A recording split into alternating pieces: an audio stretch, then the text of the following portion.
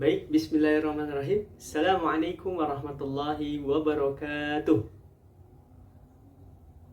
Apa kabar anak-anak semua? Alhamdulillah, sehat semua ya. Oke, sudah sarapan semuanya?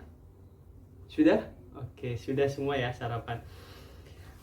Baik, sebelum kita memulai pada pembelajaran hari ini, marilah kita berdoa bersama-sama. Berdoa dimulai.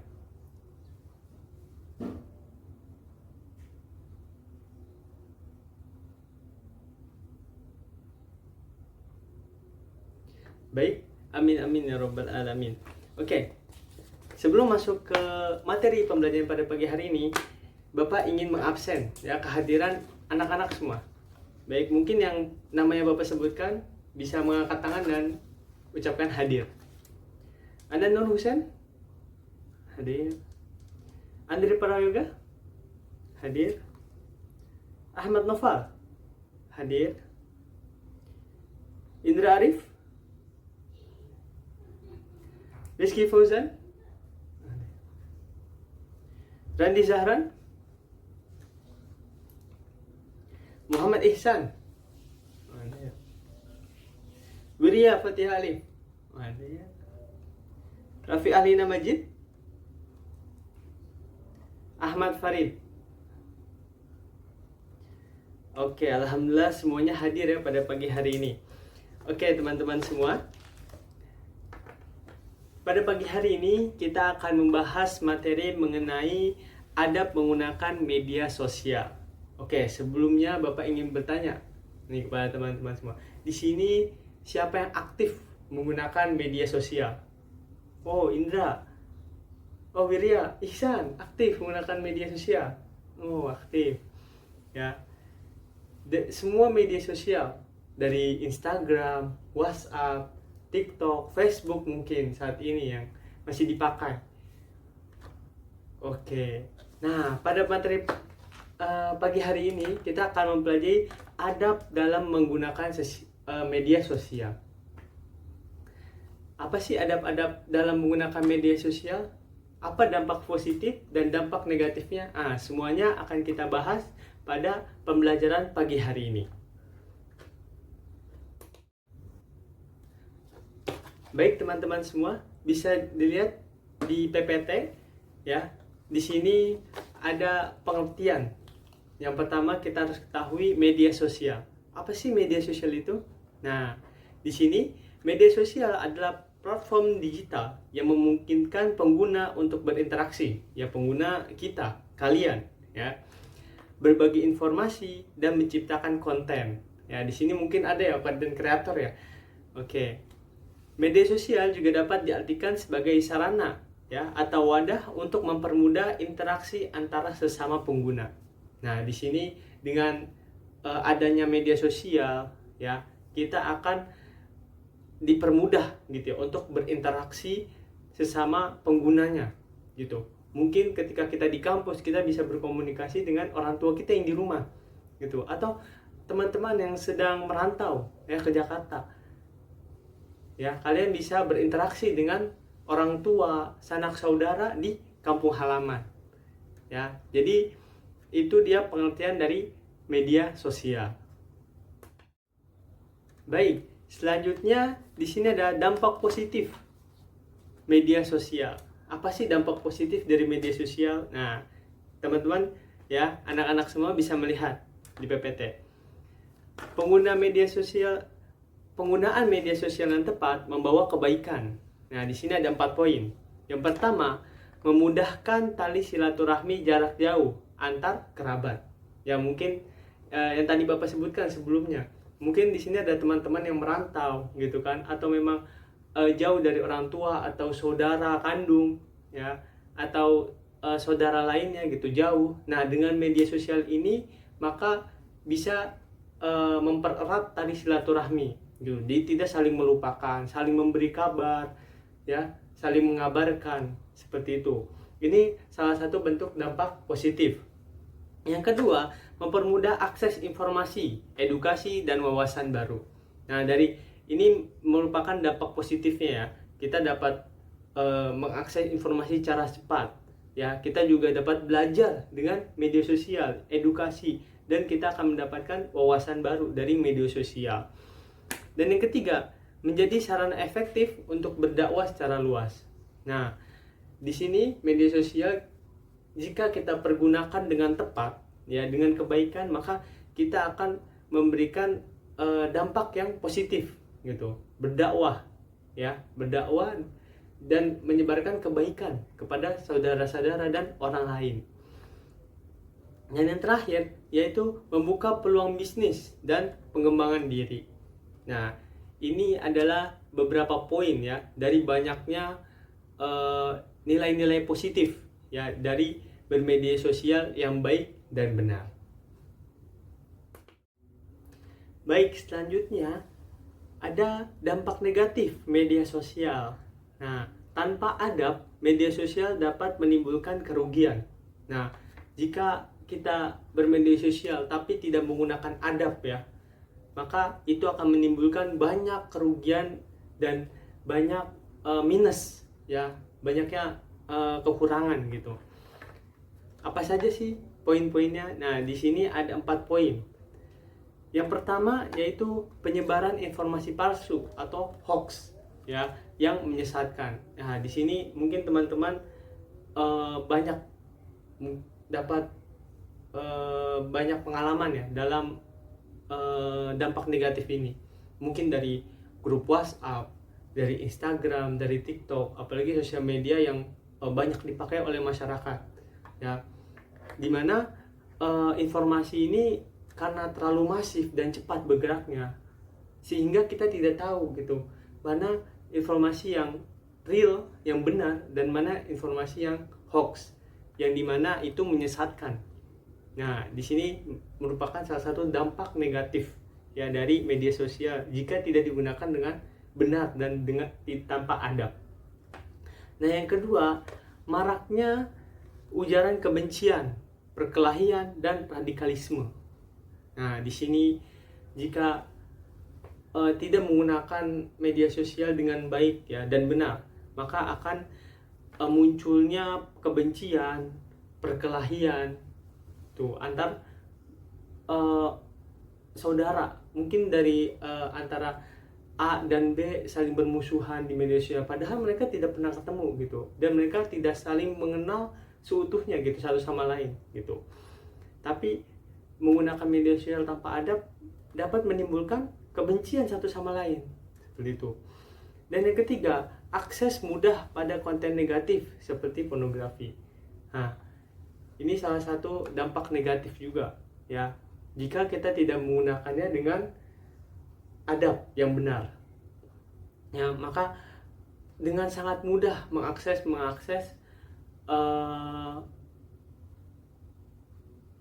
bagian-bagian hal-hal yang negatif seperti itu. Oke, yang keempat, kecanduan yang berakibat melalaikan ibadah dan tugas. Nah, mungkin di sini teman-teman semua pernah mengalami ya atau punya pengalaman dari bagaimana sih seseorang itu kecanduan ya dalam bermedia sosial, selalu men-scroll tanpa ingat waktu ya, tanpa ingat ibadah, tanpa ingat mungkin kesehatan diri sendiri, hingga begadang ya, lupa makan. Nah, ini menjadikan dampak negatif dari sosial media ya jika tidak digunakan dengan benar dan tanpa adab. Baik, slide selanjutnya kita membahas mengenai dalil nakli, yaitu dari Al-Quran. Di sini ada bentuk dalil Al-Quran dari Quran Al-Hujurat ayat 6 ya, yang berbunyi artinya, wahai orang-orang yang beriman, jika seorang yang fasik datang kepadamu membawa suatu berita, maka telitilah kebenarannya, agar kalian tidak mencelakakan suatu kaum karena kebodohan atau kecerobohan, yang akhirnya kamu menyesali perbuatan itu. Ya, dari ayat ini kita diminta gitu untuk kalau kita mendapatkan sebuah berita, maka kita harus memastikan berita tersebut apakah ini betul-betul berita yang real atau memang hoax, berita yang kebohongan gitu. Maka dalil ini menekankan gitu, kalau memang ada seorang yang fasik gitu datang kepada kita memberikan sebuah berita, maka kita harus telitinya gitu, kita harus tabayun ya, harus benar-benar jangan, kalau bisa jangan percaya sebelum kita benar-benar mengetahui berita itu secara pasti.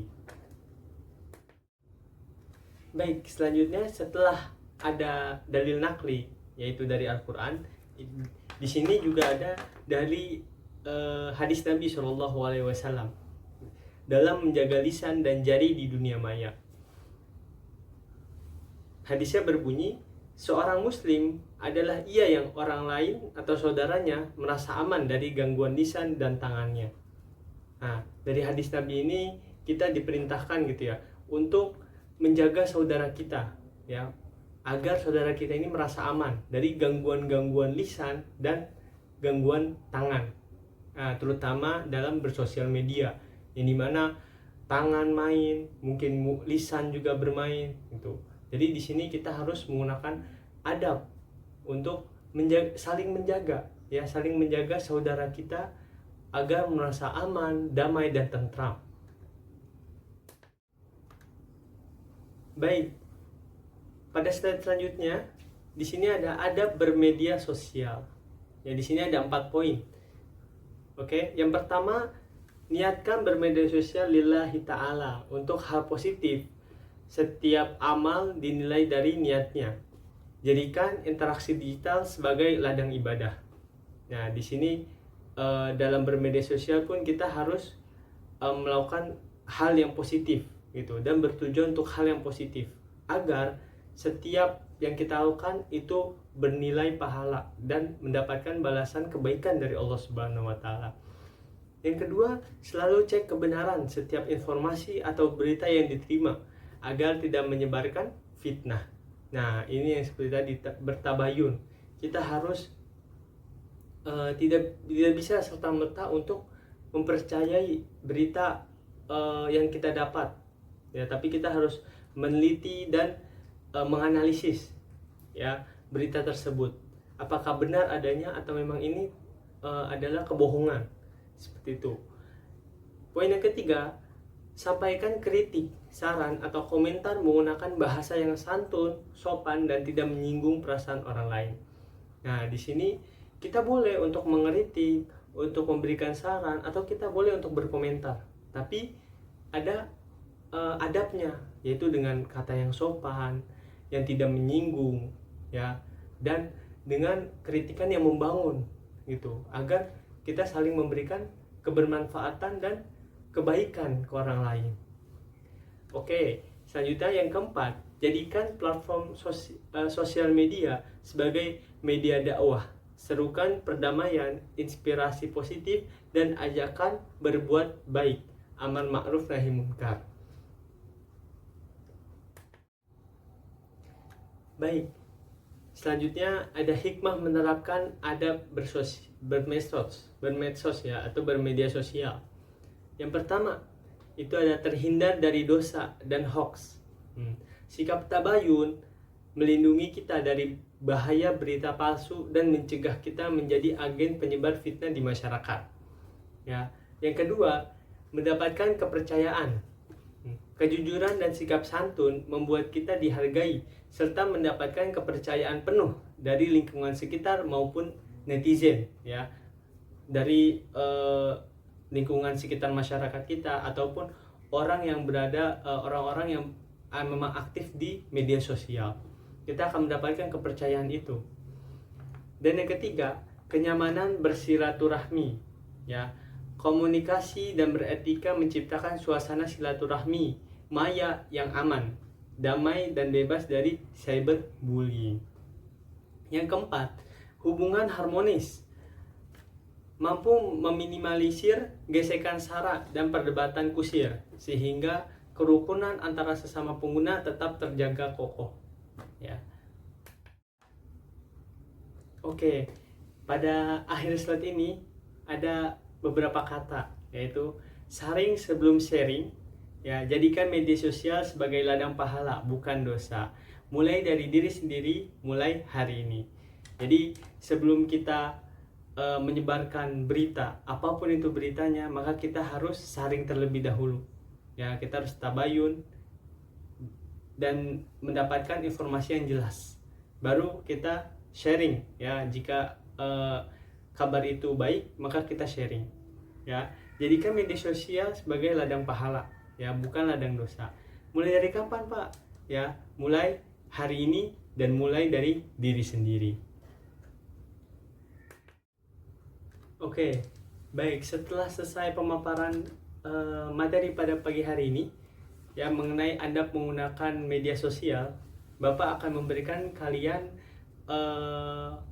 lembar kerja, ya, yang dimana lembar kerja ini berisi tentang studi kasus, yang dimana kalian berkelompok, ya, kelompok yang sudah Bapak bagi tadi harus menganalisis dan berdiskusi, ya, dari studi kasus tersebut. Dan di dalam studi kasus itu ada beberapa soal, ya, dan kalian Bapak harap untuk menjawab soalan tersebut dari studi kasus yang ada. Oke, mungkin bisa berkumpul dengan teman-teman kelompoknya dan mulai berdiskusi dan menganalisis. Oke, baik, terima kasih banyak anak-anak semua yang telah melakukan diskusi dan menganalisis studi kasus masalah, ya, pada pagi hari ini yang mengenai tentang materi mengenai adab menggunakan media sosial. Oke, mungkin kita cukupkan pembelajaran pada pagi hari ini. Ya, semoga apa yang kita pelajari pada pagi hari ini dapat kalian implementasikan di dunia sehari-hari. Ya, apalagi media sosial itu sangat dekat, ya, kepada kita. Baik, mungkin alangkah baiknya kita menutup dengan berdoa bersama-sama. Kita tutup dengan baca kafaratul majlis. Subhanakallahumma wa bihamdika asyhadu an la ilaha illa anta astaghfiruka wa atubu ilaik. Oke, Bapak tutup. Terima kasih banyak atas perhatian kalian semua. Assalamualaikum warahmatullahi wabarakatuh.